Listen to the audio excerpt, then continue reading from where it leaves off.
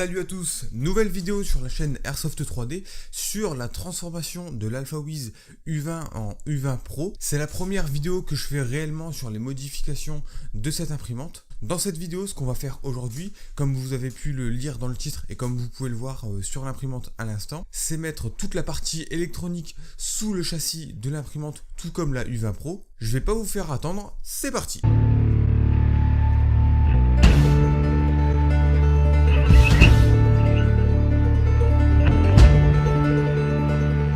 Juste avant de vous balancer tous les timelapses et la modélisation, alors je vais vous expliquer un peu comment j'ai procédé. Alors tout d'abord, j'ai réfléchi sur la manière dont j'allais installer tout ça sous l'imprimante. Au début, je me suis dit que j'allais reprendre un modèle, celui du Guerrero Loco qu'on peut retrouver sur Thingiverse et qui marche très bien. Cependant, l'impression était vachement longue et en fait, ça convenait pas tout à fait à ce que je voulais. Donc moi, j'avais envie de pouvoir installer des Arduino, des Telesmoothers, les MOSFET, etc. Donc il me fallait vraiment tout compte fait un truc personnalisé et que je puisse également aussi modifier dans le futur si j'ai envie de rajouter quelque chose dedans. Donc ce que j'ai fait, c'est que j'ai créé en fait 4 box au lieu d'en avoir une seule ou deux parties qui sont extrêmement longs à imprimer. J'ai préféré imprimer 4 parties, il y a plusieurs raisons à cela. La première est que le temps d'impression est réduit. En plus, ce qui est pratique, c'est que si vous avez plusieurs imprimantes, dont des imprimantes plus petites comme la AlphaWiz U30 par exemple, vous pourrez tout de même imprimer chaque box sur des imprimantes qui sont plus petites. Et aussi, la raison principale était qu'en fait, c'était beaucoup plus simple de modéliser et de pouvoir par la suite modifier. Si aujourd'hui, par exemple, je choisis d'intégrer la carte mère de l'AlphaWiz, donc je vais faire une box pour la carte mère de l'AlphaWiz, mais si demain je choisis de changer pour une MKS ou de choisir une autre carte mère qui a pas les mêmes trous et pas les mêmes dimensions, j'aurai juste à imprimer un nouveau boîtier qui prend entre 8 et 9 heures pour chaque boîtier, donc ça sera beaucoup plus rapide. En fin de vidéo, je vous parlerai de mon fang qui est installé actuellement sur ma AlphaWiz U20, un fang que j'utilise très souvent, vous pouvez le retrouver dans toutes mes autres vidéos. Et aussi, je tiens à préciser que je ne partagerai pas les STL tout de suite, tout simplement parce que en fait, il y a encore des modifications à faire sur les box. Donc en fait, je les ai modélisées, il y a certaines choses auxquelles je n'ai pas pensé. Je vous lance les timelapses de l'impression et de la modélisation. On y va!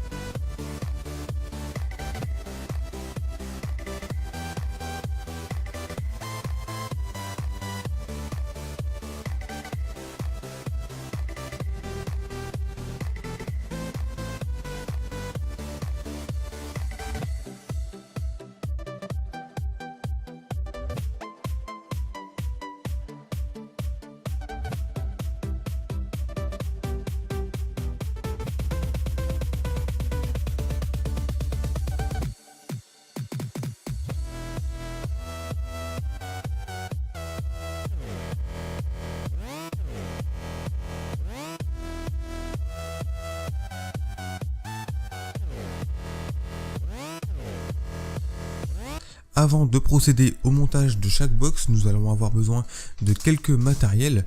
Vous allez avoir besoin tout d'abord de vis de diamètre 4 mm et de longueur 30 mm trouvables chez Leroy Merlin, d'une boîte de vis contenant des vis M3 et M4 ainsi que leurs écrous, un tournevis plat, un jeu de clé Allen, également des T-nuts soit en métal soit imprimés, ainsi que du scotch double face. Au niveau des impressions 3D, vous allez avoir besoin forcément des 4 box, la première contenant la carte mère et les TL Smoother, la deuxième les Arduino Uno et Nano, la troisième les MOSFET et une partie de l'alimentation, et la quatrième contenant l'alimentation. Vous aurez également besoin des supports qui vont tenir l'alimentation, mais également des 4 pieds qui vont surélever l'imprimante pour pouvoir y fixer les 4 box. Et vous aurez besoin des 2 cales pré-percées qui vont permettre de faire le lien entre le châssis de l'imprimante et les 4 box. Ensuite, côté Arduino, vous aurez besoin d'un Arduino, d'un autre Arduino avec un shield qui vous permettra d'avoir plus de sorties 5V et GND pour faciliter les connexions. Une fois tous les éléments réunis, nous allons pouvoir commencer à démonter l'imprimante. Nous allons entièrement la démonter pour ne garder que le châssis inférieur. Alors vous allez devoir déposer l'électronique, donc la carte mère, les smoothers, les MOSFET, l'écran et le boîtier d'alimentation. Et tous les autres éléments que vous avez pu installer sur l'imprimante. Nous allons tout d'abord commencer par installer les pieds. Je vous conseille de garder tous les T-nuts en métal que vous avez récupérés sur le châssis d'origine pour l'axe du milieu. Ici vous pouvez utiliser des T-nuts imprimés en 3D, ça fait très bien l'affaire.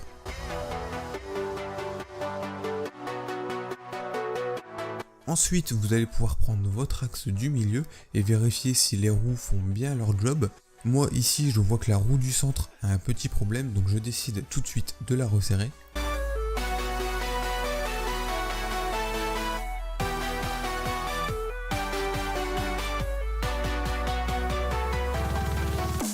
Voilà, je vais continuer le montage.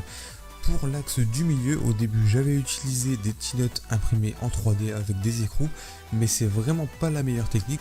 Vous allez voir, je galère quand même pas mal, c'est vraiment pas la meilleure technique. Je vous conseille de garder tous les T-nuts en métal que vous avez pour les mettre sur l'axe central, ce qui sera beaucoup plus pratique que d'utiliser des T-nuts imprimés. Donc ici la technique va consister à prendre le tasseau et à le mettre de façon à repérer les trous qui correspondent à chaque boîtier. Une fois que vous avez repéré les trous, vous allez pouvoir commencer à le monter. Donc là ici vous allez le voir, j'ai essayé de monter le tout avec des T-nuts imprimés en 3D, mais c'était assez difficile parce que je devais justement poser les box sur le tasseau, mais je ne les vois pas à travers les trous. Donc ce qui se passait, c'est qu'à chaque fois que je faisais un petit mouvement, les T-nuts imprimés se mettaient à bouger dans le rail, ce qui fait que je n'arrivais absolument pas à les mettre au bon endroit, ce qui était assez difficile. J'ai donc totalement abandonné l'idée et j'ai récupéré tous les écrous en T que j'avais d'origine sur l'imprimante. Donc en tout vous en avez 12 et c'est exactement le nombre qu'il vous faut sur le centre. Donc ici vous le voyez, c'est ceux que j'avais essayé de placer. Alors sur le côté ça marche très bien, vous pouvez utiliser des T-nuts imprimés en 3D, mais par contre sur le centre il vaut mieux utiliser ceux en métal qui seront bien plus pratiques d'utilisation. Et pour fixer les box au châssis ainsi que sur le tasseau, vous allez avoir besoin des vis de diamètre 4 mm par 30 mm de longueur qui vont vous permettre de fixer le tout sur le châssis. Une fois que vous avez placé votre première box sur le tasseau, vous devez faire dépasser les vis un tout petit peu afin de pouvoir y placer les T-nuts en métal. Vous pouvez continuer à visser la deuxième partie. Et ensuite ici vous le voyez, je suis en train de galérer complètement avec ces écrous montés imprimés en 3D. Au final j'ai abandonné et j'ai plutôt utilisé des écrous montés qui sont en métal et bien plus faciles d'utilisation. Et vous pouvez le remarquer aussi, sur le dos de chaque box il y a des trous. À cet endroit vous pouvez y fixer des écrous afin de pouvoir y fixer chaque élément qui doit se loger dans la box. Ensuite, une fois que vous avez placé les deux premières box dans le rail, vous pouvez le faire coulisser et le but va être de aligner les T-nuts imprimés en 3D ainsi que les trous qui se trouvent dans chacune des box pour pouvoir visser celle-ci sur le châssis de l'imprimante. Je vous conseille dans un premier temps de visser les côtés et ensuite de visser les vis qui sont au centre.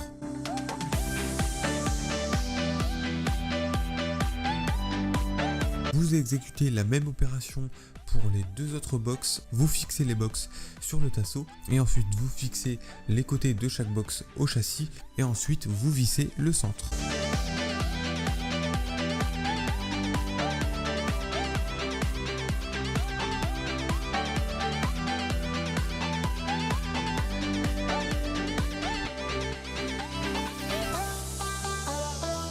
Une fois que cela est fait, faites un test de rigidité, prenez-le et faites bien attention à ce que tout est bien vissé afin que rien ne tombe à cause des vibrations que pourrait produire l'imprimante.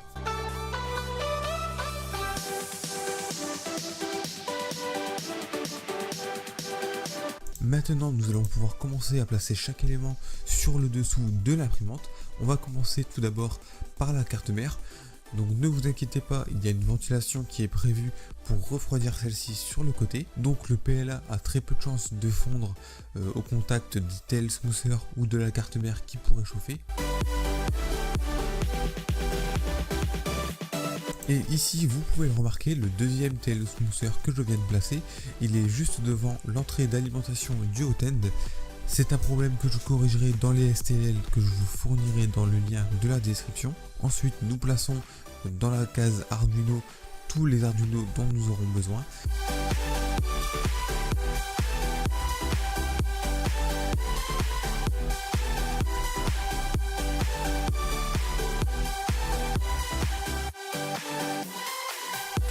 Là aussi, il y a un petit problème, vous allez le remarquer. L'espacement entre l'Arduino Uno et l'Arduino Nano avec son shield n'est pas assez grand. De ce fait, il est impossible de placer l'Arduino Nano. Mais encore une fois, ce problème sera corrigé dans les STL que je vous fournirai dans la description. On peut maintenant placer les MOSFET. N'oubliez pas que à l'arrière de chaque box, vous avez la possibilité de fixer des écrous dans les trous prévus à cet effet, afin que vous puissiez vous assurer que chaque élément tienne correctement et ne puisse en aucun cas tomber même à long terme. Ensuite, on vient placer l'alimentation. Pour l'alimentation, c'était un peu plus compliqué que pour les autres composants. Ici, il a fallu imprimer un espèce de soutien. J'ai d'ailleurs fait un marquage sur ce soutien qui nous permet de connaître directement le modèle de notre alimentation. Vous avez également deux trous de chaque côté de l'impression afin de pouvoir placer où vous le souhaitez le support de l'alimentation. Et enfin, à l'intérieur du support, il va falloir placer du scotch double face d'une certaine épaisseur afin que vous soyez sûr et certain que votre alimentation soit bien coincée par le support. En effet, dans la modélisation, ce que j'ai fait, c'est que j'ai laissé à peu près 1 mm d'écart entre l'alimentation et le haut de l'impression, justement, pour être sûr que ça passe. Mais pour bien que ce soit calé, il va falloir placer du double face pour créer une surépaisseur, afin d'être sûr que l'alimentation ne puisse pas bouger, ce qui pourrait causer un bruit inutile et assez gênant. Ça ne risque pas de tomber, mais je pense qu'il est mieux d'éviter du bruit inutile, déjà que l'imprimante en fait assez bien. Et ensuite, nous pouvons passer directement au câblage puisque tous les éléments sont installés. Je vais d'ailleurs commencer par les MOSFET.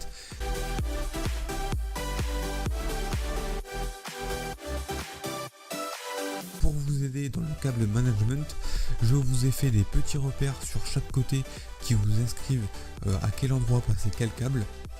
Et aussi, je vous conseille d'utiliser des gaines de nylon, des petits morceaux de gaines de nylon afin de ranger vos câbles correctement. Ça permet et de les protéger et de faire un peu plus propre visuellement.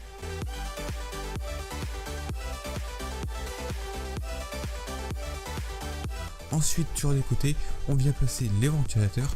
Il y en a un qui se trouve juste à côté de la carte mère afin d'éviter tout surchauffe et que aussi la déformation du PLA à cause de la chaleur.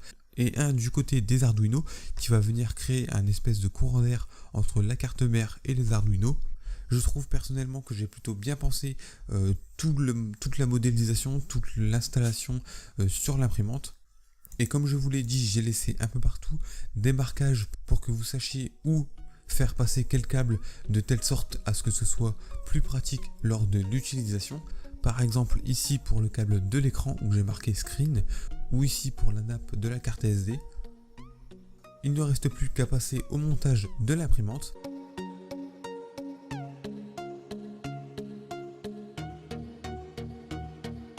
On visse toutes les vis du châssis. Ensuite on rebranche tous les câbles.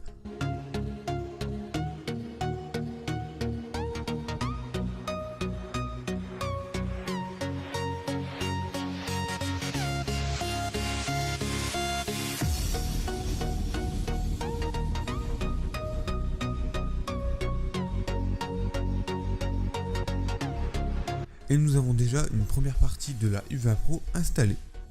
On touche à la fin de la vidéo, alors j'espère que la vidéo vous aura plu.